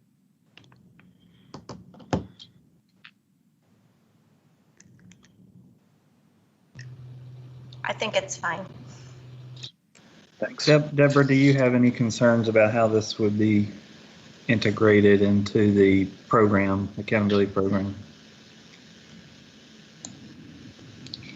No, I don't think so. I imagine, we'll be applying the methodology for standardization and providing that in the student level detail file for the districts. I do want to point out that this and clarify that this would not impact their growth, each individual student's growth measure. In other words, the number of points they earn from moving from one level to the next. I don't think we're proposing standardizing the scores in order to make that determination. This is only going to be used for identifying the low 25. Yeah, just a device to determine who's in that bin. Yeah.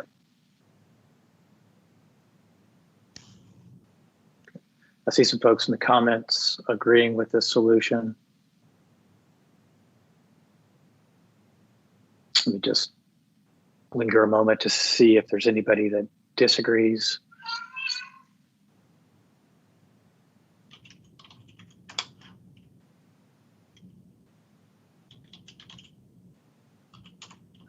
Okay, well, compared to the first topic, that feels like a light lift. I think we're at the place now. Thank you, folks, and we'll make sure we record this in the meeting summary, which I know will be particularly important to folks.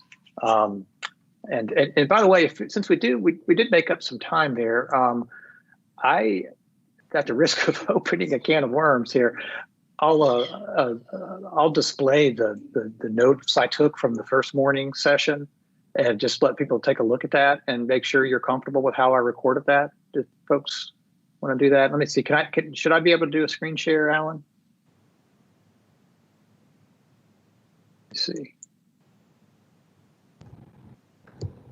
Yeah, Chris, at the top, you should have a screen share option, sharing content. It should be next to your microphone. Okay. Just 1 second to pull the document up.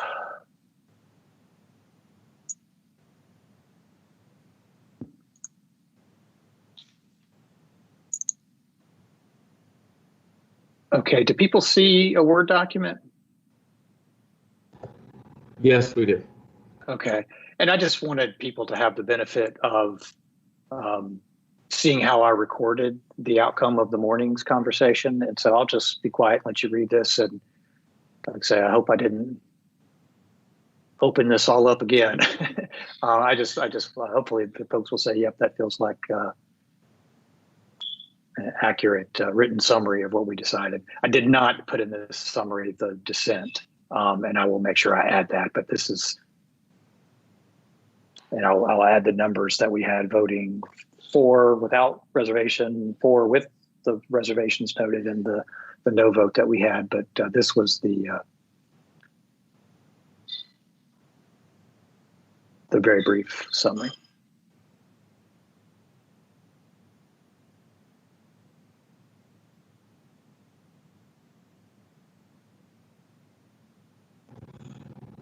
Chris, I just had in my notes that, and I think it was Brian who made the recommendation, but he mentioned apt that still all juniors would take the ACT, and the fall of the senior year would be a work keys option. So I could clarify that nothing here is intended to change the timing of the administration of the ACT. And I think the way this is implemented is what they call the senior snapshot, which will be drawn based on ACT taken and grade 11. I actually don't know when work keys is typically taken. I think I heard somebody say it's typically taken early in the student's senior year. Is that correct? It probably varies. In talking to ACT, you can take work keys at any time. Some students take it their junior year. Probably most take it in their senior year. Yeah, I do think we'll have to work a little bit on the timeline issue because right now the bulk of the ACT data we're using is from a prior year, and that's why we're able to get it out to the districts in a timely manner to update those highest scores. It takes ACT files in general come in a bit late in the summer in general, so we'll have to take a look at the work key schedule. Thanks, Deborah.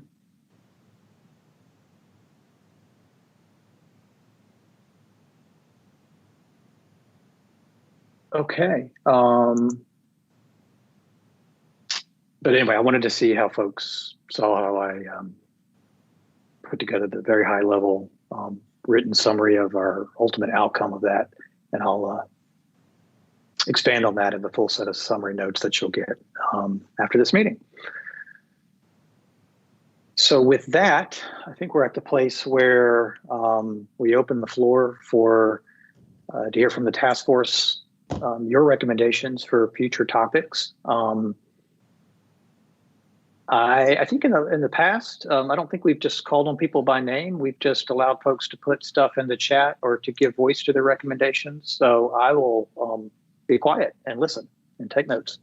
Hey, this is Nikki again. I know that y'all are sick of me, but not at all. Not at all. I've already sent this to Alan once.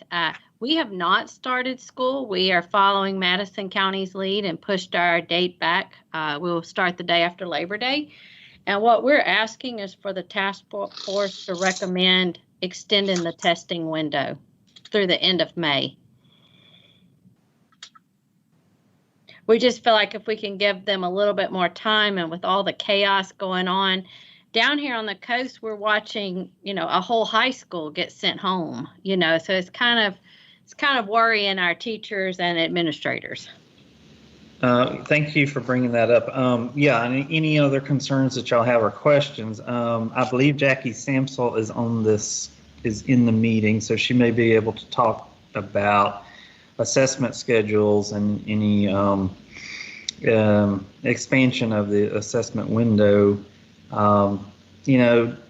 Assessment decisions like that generally don't come from this group, but Jackie, do you have anything you can kind of give some insight on? Yes. Hey, this is Jackie. I've been lurking in the background, but working on other things, so I appreciate being able to come. I can say that we'll take things under consideration. We did expand the window for the fall. We didn't know what to expect, so we'll take anything under consideration as we go. Right now, we don't have any plans to extend it because of the accountability, having to get test results back in time for accountability, but we'll definitely keep everything under advisement. Okay, and I have one more question, then I will leave you alone. And it kind of goes with what Elaine just put in the chat. I'm asking, I'm on the Lieutenant Governor's task force, as we've talked about. I have brought it up to him about the third grade gate and some different testings. I have watched teachers cry about what's going on right now, and I really would like to see us ask for a hold harmless year. I agree with giving the tests and seeing where we are, but I think we're going to see a lot of people a lot of our students are going to be struggling when they come back. And to build on what Nikki's saying, this is Lance. I've had more calls. I had 4 people call this morning before the meeting, just saying, "Hey, what's going to happen?" I said, "Well, obviously nobody knows right now what's going to happen, but I don't know at what point." I don't think it's going to be a true representation of the actual performance of students or our state this year, just because of all the issues that's going on. Just for example, what Nikki said, in her case, there's the numbers of kids that are out. So this goes without saying, that is primary buzz going around, obviously, at this point in time in our state. That hold harmless would be great. Obviously, I'm not against giving a test, unless, of course, you could save money in that case by not doing it this year. But it's, I would definitely want to reiterate her point there. Hey, this is Lee. I would also like us to discuss a hold harmless year or seeking for a waiver for this year due to the variables and inequity and everything that's going on within our schools, from district to district, school to school, and even student to student. This is Ms. Davis from Flower County Consolidated School District, asking for consideration, and I put it in the chat, for those districts who do not have technology to go one-to-one and are simply just waiting on technology to get here, but are forced to go 100% virtual because of the increased number of positive cases in the county. We are one of the hot spots in the state. This is Robin in Lowndes County. I echo what everybody else is saying. We're seeing the same variables. Even though we are a one-to-one district, we still have a lot of rural families that do not have internet, and so but they still are choosing the virtual, doing the best they can, and there's just too many variables for us to have to try to hang our hat on one test that everybody is measured with the same measuring stick. I would like also to remember that we are talking about, we have to remember too that our boys and girls have not been in school in person since spring break of last year.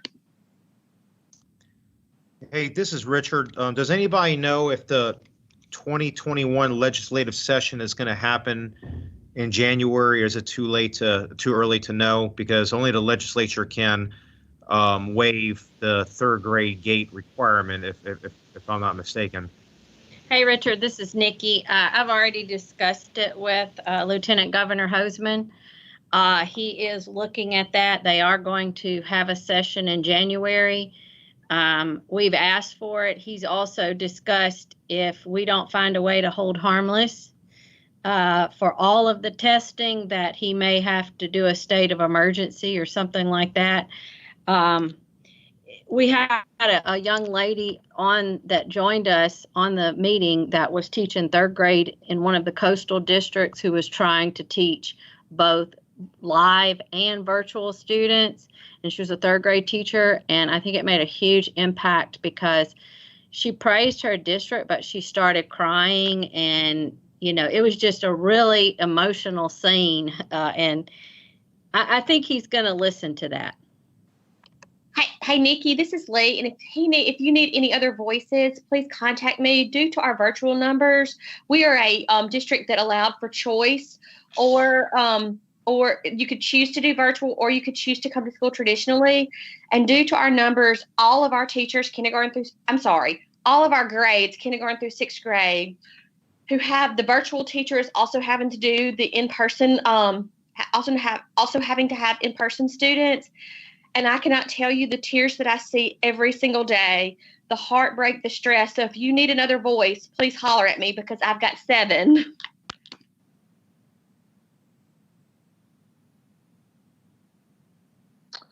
I see many comments in the chat, and many people have given voice to very compelling concerns about what will accountability move forward, and what form, what will it look like, to what extent can we meaningfully interpret results from assessments. So all noted, and I can tell you, because I work in many other contexts around the country, that this is very much in line with what we're hearing broadly. Ryan raised a question about how this interacts with ESSA, which is a great point to make.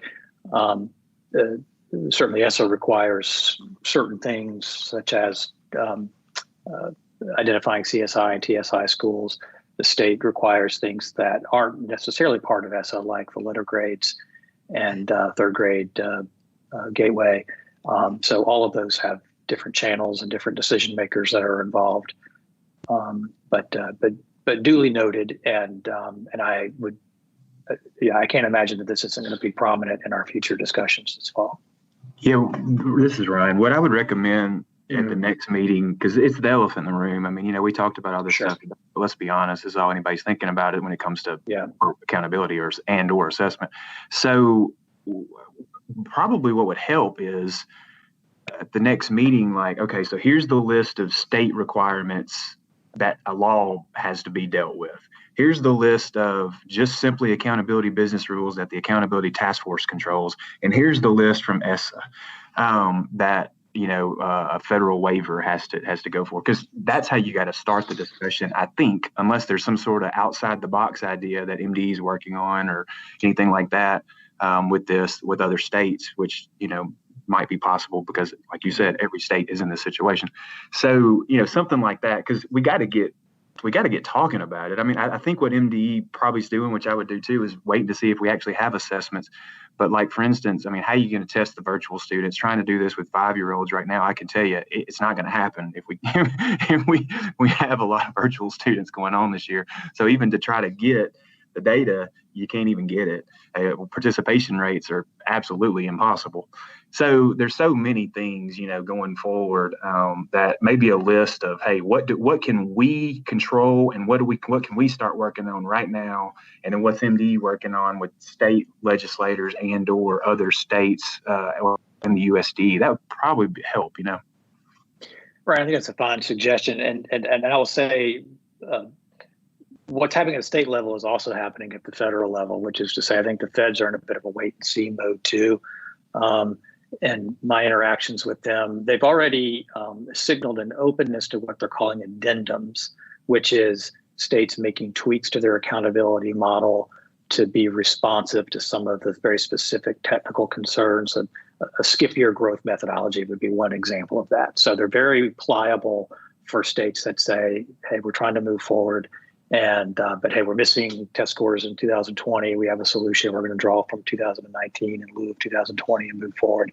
And those kinds of things are available now to be submitted.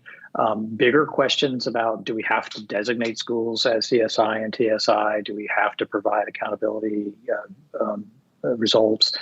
Do we have to test? I mean, those bigger questions the feds so far have held the line on. But I think many people have acknowledged that they're too scanning the landscape and saying, okay, it's August and we're still trying to figure out how persistent the pandemic is going to be. Everybody understands that it had a very consequential impact last spring. And so somebody noted that, and I think that's a fair note. And in my conversations with the department, all I could say is, obviously I don't make policy for the department, but I know the senior leadership is quite aware of all these issues and having really important discussions. So I like your idea though, Ryan. I think it's a good idea for us to try to organize the issues in ways that help us tackle them in manageable chunks and identify which ones are going to have federal implications and which ones might be more in the state's purview.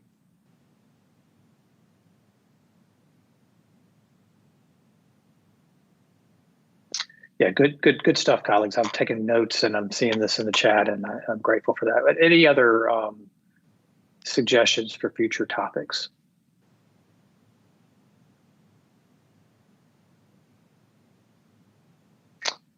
I'm glad we're keeping this task force intact. I really appreciate this group smart, engaged, motivated by the right things, and it's a privilege to work with you. We'll get summary out soon, and we know that some important decisions were made today. We want you to be able to review that and be on the lookout for some notices about future meetings. Alan, you or anybody from the department have any closing remarks? Yeah. Well, I mean, I guess I kind of already said it.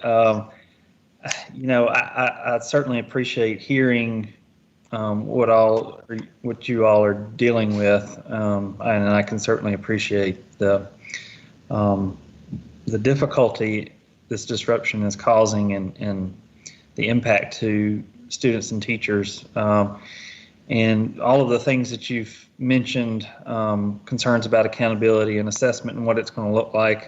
Those are all things that we're very aware of, and I want to assure you all that we're going to try to work through it. As you mentioned, there's a lot of uncertainty, and so we are trying our best to not make decisions in advance of knowing where we are and what things are going to look like. There's a discussion about, you know, the usefulness of assessments or how assessments may be useful in ways that, you know, we may have to get creative with, given the disruption. And, you know, we'll get information to you as soon as we know a best path forward. But please know that, you know, we appreciate your voices and your feedback as we go, and don't hesitate to do that. I'm always available. So don't feel like you can't reach out to me or Cody, especially via email. And we will have, I'm sure, a lot to work through as we move forward. So I know that things are going to be difficult, but we'll continue to schedule meetings and stay engaged with you as we work forward. So thank you very much.